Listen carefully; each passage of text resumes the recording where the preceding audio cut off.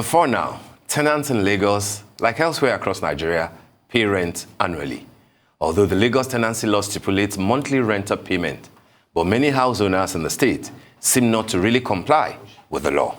But now, the Lagos state government says it is ready to change all that as it unveiled a proposal for monthly rental policy planned to kick off in 2022. The government on Wednesday said that it had set aside 5 billion naira to kickstart the scheme in January of 2022. How feasible is this policy in the megalopolis like Lagos? Can the government enforce rent on properties they didn't build? What has happened to the Lagos state tenancy law promulgated in 2011? Special advisor to the governor of Lagos State on housing, Mrs. Toke Benson-Awoyinka, now joins us to expand on the issue. I say good morning. You're welcome to the studio. Good morning. Good morning, and thank you for joining us on the morning show. Have you brought the 5 billion for us? So really, it's a scheme. Yes. It's a policy of government. And we've had the tenancy law, like you said, in 2012. The tenancy law actually stipulates, I think, a yearly tenancy. But if you look at Lagos, if you look at what's going on around, hardly can anybody actually afford that yearly tenancy. So every year, January, June, you see people scrambling. You get phone calls, you get text messages and wanting people, please support me, can you help with my rent? So the governor thought about this scheme where he said, okay, I think there's something we can actually do to alleviate the effects of this yearly tenancy thing. Let's come up with a scheme. Let's talk to financial institutions. Let's pull up a bucket of funds, and then we can help the tenants pay their rents. So it basically works, not actually disenfranchising the landlords, because it actually pays the landlords up front. Okay. So it's a win-win situation for the landlord, for the tenant, for everybody, because the landlord gets that 1 year tenant and rent, and the tenant pays on a monthly basis through a direct debit from his account. Now, it's understood that, the first set of beneficiaries will be drawn from the formal sector, the second set will be from the informal sector, and others will follow according to. Now, tell us, how do you get registered? How do you do the roll call? Now, where's the formal sector? How can I join? So, as you know, we have something called the rent-to-own scheme, which is exactly what we do. So, under the rent-to-own scheme, you identify government property that you want to buy. You pay 5% of the unit cost of that housing, and then you spread it over a 10-year period, but that's rent to own, so you own it at the end of the day. In this instance, the landlord is not selling, so you're actually renting from the landlord. We do a pre-qualification process, just like everything, in Nigeria. We don't have a credit bureau, so we don't have that opportunity to run to that bureau to check your credit. So what we've done is we're going to be pre-qualifying the same way Lagos Mortgage Board does, the same way the financial institution does. Look at your credit history. When I say credit history, your bank details, your bank account, what has been your minimum balance over a period of like 12 to 18 months. If your rent is, say, 1 million naira, with cost of funds, legal agency, in 12 months, you'll be paying 1,150,000 naira. And you pay 98,000 naira a month. I'm sure any and everybody will jump at that. So we're going to set up a platform where people can easily go in there, apply. It's something that we're looking at holistically, where also landlords, agents can actually register their properties on there, and tenants can go in there like a bucket and you can pick from it. So eventually we're hoping that it's going to drive down prices of houses or rents in Lagos, because if I see on Awolowo Road now, number 5 Awolowo Road is somebody has a property and it's going for 100,000 naira, figuratively. And then just 3 houses down the road, I have somebody who is 80,000. I would automatically drift to that person for 80,000 naira. So I can pick and choose on that platform what I want to do. I can pick and choose the landlord I want to go with. Once I'm pre-qualified, I have a good job, not necessarily a good job. I have a job and an income. After all deductions, 33% only of that your monthly income can be charged. Anything over above your 33% is going to put you in a category whereby you can easily default. So if your rent per month is over 33% of your monthly income, we won't do it. It means you don't pre-qualify. So this 5 billion is what you guys have reserved. So is the Lagos state government doing the pre-qualification? We said if we start off with a pool fund of 5 billion. So it's not as if I'm bringing that 5 billion to Steve the way he said it. Okay. So if we start off with a pool fund of 5 billion naira, we know how far it will go. But that is without the financial institutions. But we've had, so many. We've spoken to so many of them. It's social investment program for the people by the government. So it's just making sure that landlords are in a good stead because it's rent guarantee. Tenants are also in a good stead because then they don't have to struggle with tenancy and school fees and other expenses at the same time. So that 5 billion is just figurative. And I see that the press has taken it to another day. Of course, we're going to need definitely more than a city that has 20 million people or over. Definitely more. So it's actually by choice, but I'm sure that people will gravitate towards it once they say that, I can pay my month rently. I can pay my rent monthly. I think it's a win-win. It sounds like a win-win. I'm trying to be very clear about it. Yeah. Now that SA has said that 5 billion is figurative, it is I thought the Finance Commissioner said that it has been set aside. I'm sure it's not anything difficult for us to set aside 5 billion as a social investment program. Yes, definitely. Okay, my question is, why is this a priority for government? Why are you dabbling into landlord-tenant issue?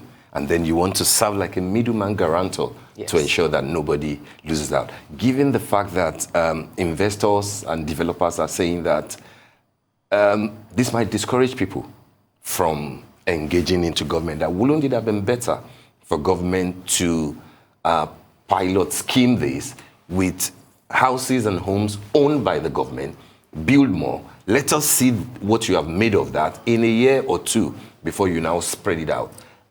Is this a priority? So, like I said, we've started that. We started that with Governor Fashola's rent to own. We collect only on a monthly. Which governor Amodi also continue? Yes. So it is something that Lagos State government is doing. Yeah. We've done it successfully over 3 administrations. Or 4 administrations. But they are. I know about the scheme. Yeah. But they are a minute intervention. It's probably rent-to-own facilities are probably less than 2.5% of what is in the state. So if you know what I mean. So it's very minute. Yes. But then when you now have to be dealing with issues between landlords and tenants in Abule Egba, I know that there are exemptions even in the tenancy law, APAPA, GRA, VI, etc. But where the noise will come from, is the real Lagos, not where OG lives. Is the real... I don't know. Is the Surulere, is the Abule Egba, it is Badagry, it is Sekpe. How will you deal with this? Those are the people that need it the most, not people like her, not people like you. Now she doesn't need it. The mortgage situation with those types of people, how do you even pre-qualify those types of people? So the informal sector or the formal sector? The informal sector. So that's why we say we want to start off with the formal sector. The informal sector definitely will have to take them through their associations and their unions. Okay. And like everything in Nigeria, everybody has a BVN. Everybody has a bank account. So everybody can be tracked.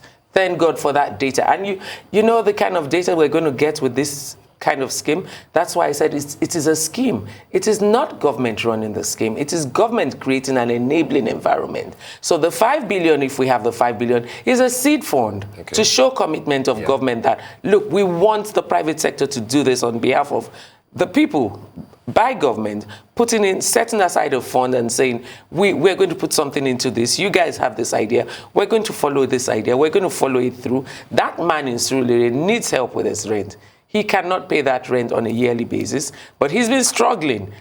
People like you and I have been chipping in from our own funds to help pay those rents. So this time around, I think it's the best thing that government can look at. And it's not dabbling. It is actually creating an enabling environment. But this is a proposal from outside brought to government and will be run by those who brought the proposal, I guess. It is a proposal that was thought through by government, taken to the private sector and saying, what do you think we can do with this? Can you create a process flow around this for us? Okay. Can you create value around this for us? And okay, if Mr. Governor, if it is about social investment for the people, we definitely will do it. And we're hoping that after the local banks are able to do this, we expect that the big financial institutions outside of the country, the United Nations, the Habitat, whatever, would also come in, and because I know they would be very much be interested in the informal sector. Is there a model outside of Nigeria that this is aping?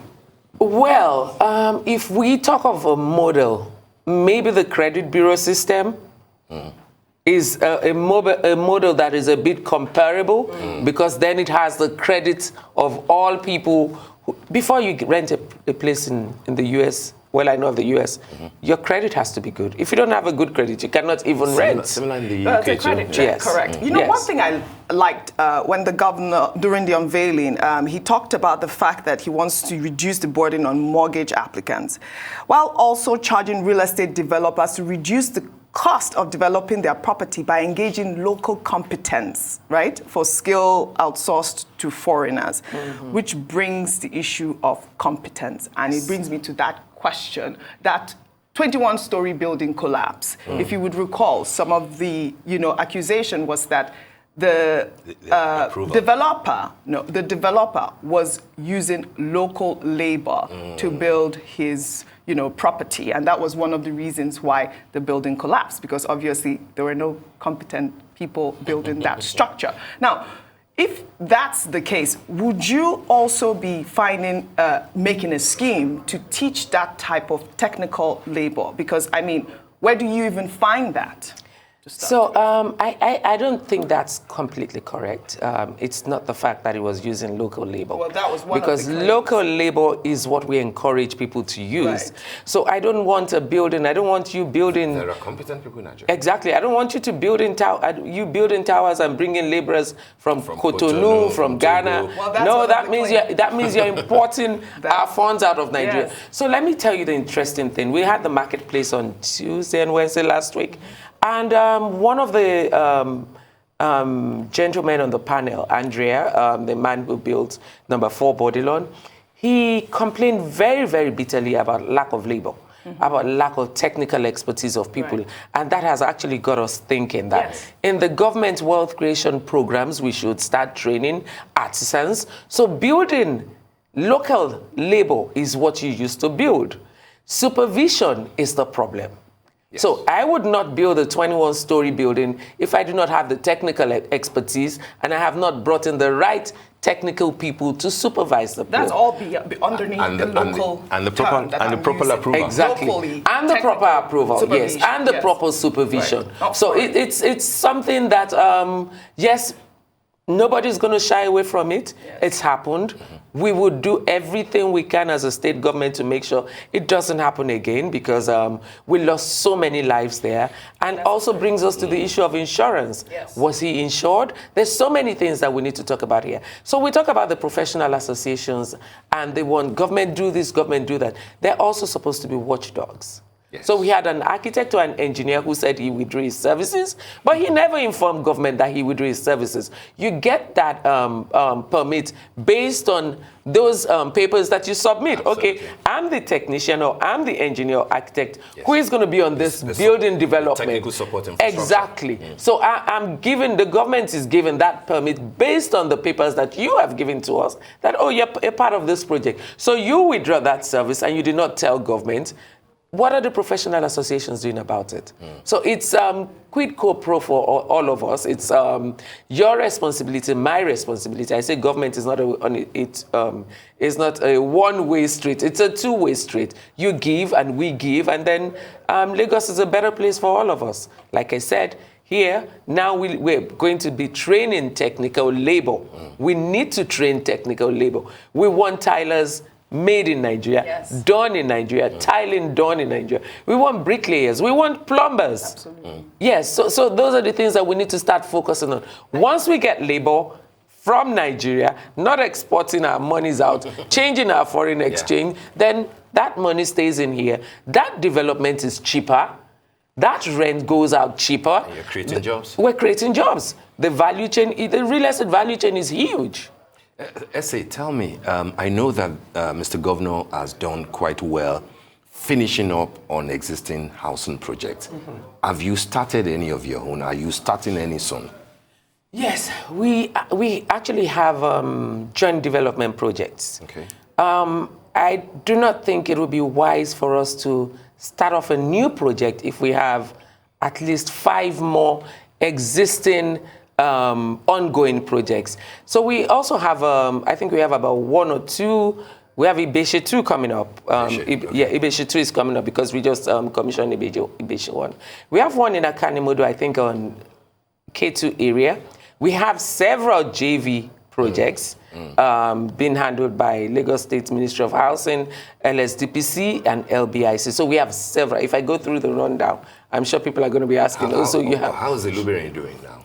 Ilubirin is also a joint venture project. I think they were at the conference and exhibition last week, and I think they've promised 2022 first quarter for the first few sets to roll out. Yes, so Ilubirin is also coming up, and I'm glad.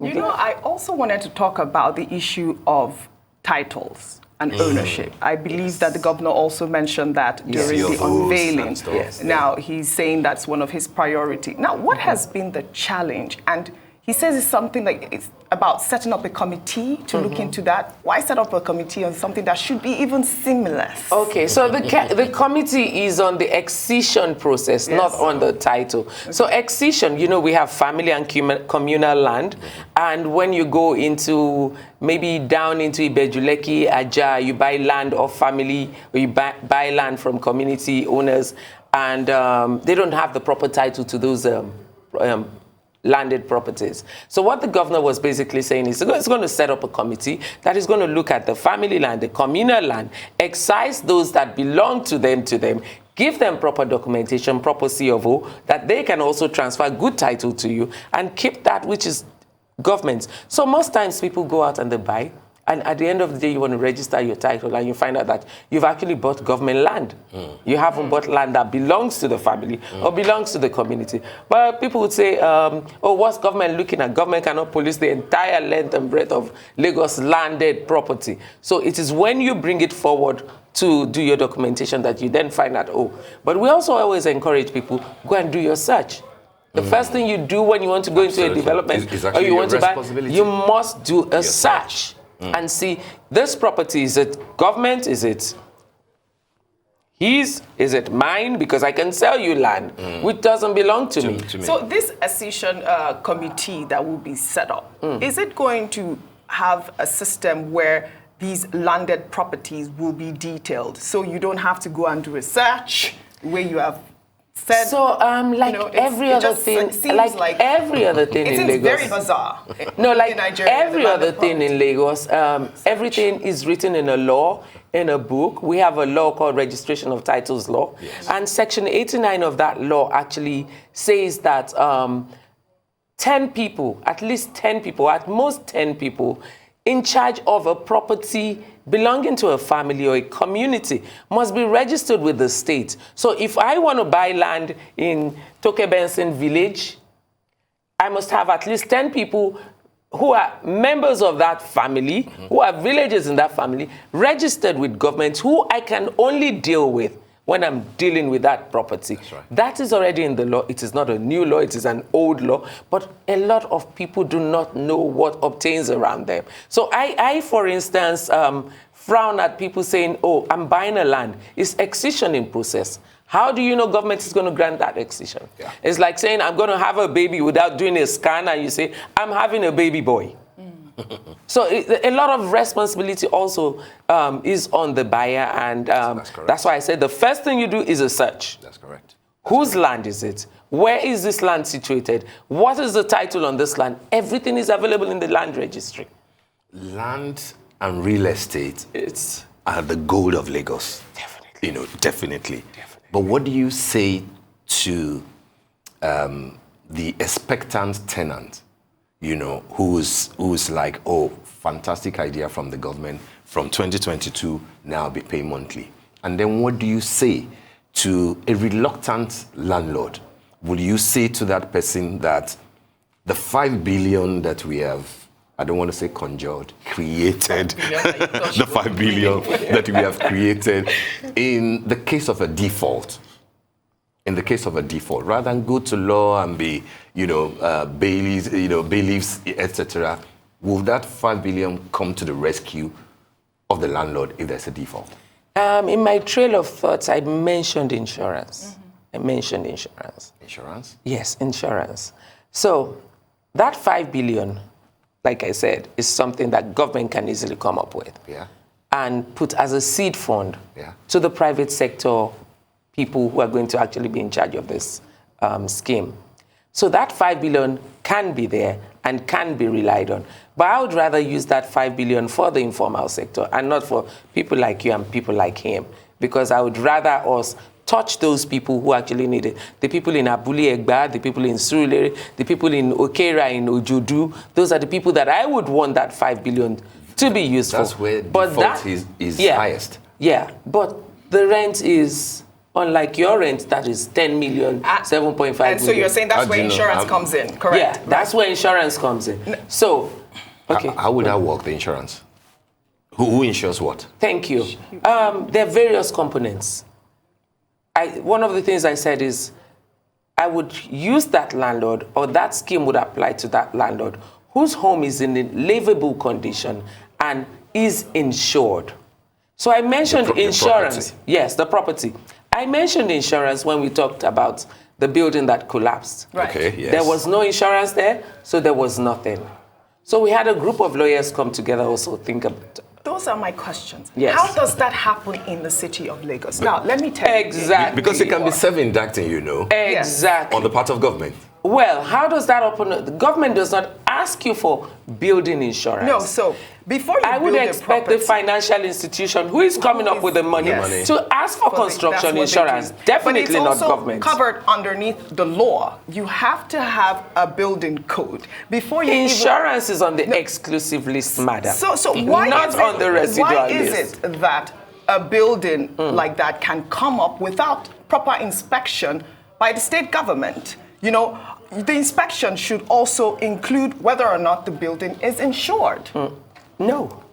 Why? The inspection should include the stage certifications of the building, the soil test of the building, the search on the building, knowing fully well that before I give you title on this building, that land belongs to you. The insurance aspect, I would put on the financial institutions who are putting the money down and saying, oh, for us to give you these monies, we need construction insurance. And subscribers who are buying. Definitely not government. And that's why I say governance is a two-way street. You do your part, I do my part. People who subscribed in that building, we don't know who they are. Nobody has come out to say, oh, I subscribed. Till now? Till now. Wow. We have not seen anybody. No, but the committee is still meeting. The panel is actually looking into what happened with the structure and not who. I'm not sure the panel has called subscribers. I've not seen any call out there for subscribers to come out. But for some reason, the subscribers have become ghosts that you and I don't know in Lagos. So nobody has come out. No bank has come out to say, I financed this project. No insurance company has come out to say, oh, we insured this project. I would ask that bank manager or that account officer, how could that structure go up without, and you're giving taxpayers money, because it's other people's monies you're giving to build that building. And that building went up that way, and nobody's saying anything about it.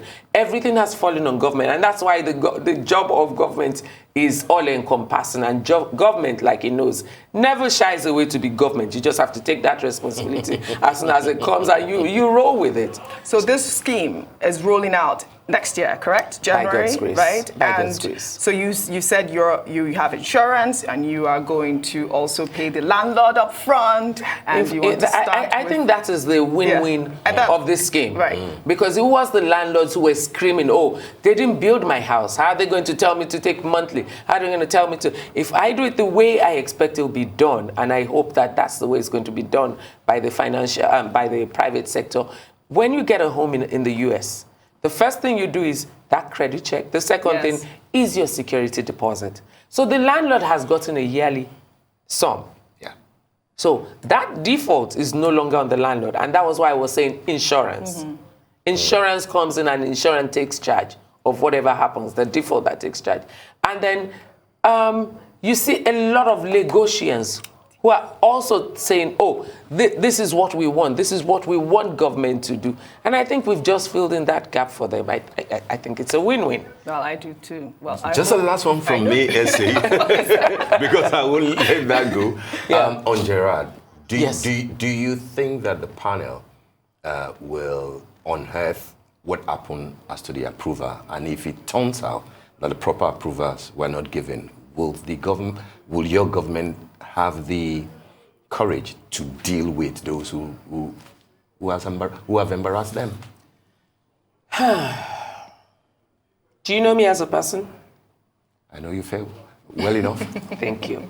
Mr. Governor, that I know, set up that panel, and he basically gave everything to that panel, everything that that panel would need, made sure that no single individual from government is in that panel. I can tell you for sure that whoever is responsible for what went down there, we lost over 50 people. Yes. Over 50 people. And like everywhere in life, you have good eggs, you have bad eggs. If anybody in government is found complicit in what happened on Gerard Road, I can let you know, I can assure you, I can speak on behalf of Mr. Governor that that person would definitely face the music. On that note, I'm sure about. We'd like to thank you very much, Mrs. Toke Benson-Awoyinka, the Special Advisor to Mr. Governor on housing in Lagos State. Thanks for a brilliant sharing of perspective with us today. I hope my name is somewhere in that list. I still do want to join the scheme. You're looking for a CFO, or what are you looking for? Or a governor's consent? No, she's going to get on the scheme. That's the rental scheme, right? Yeah. What's wrong with that, Steve? Okay, that's fine. As long as she's being fully employed. She's an Ikoyan, so it's not your priority.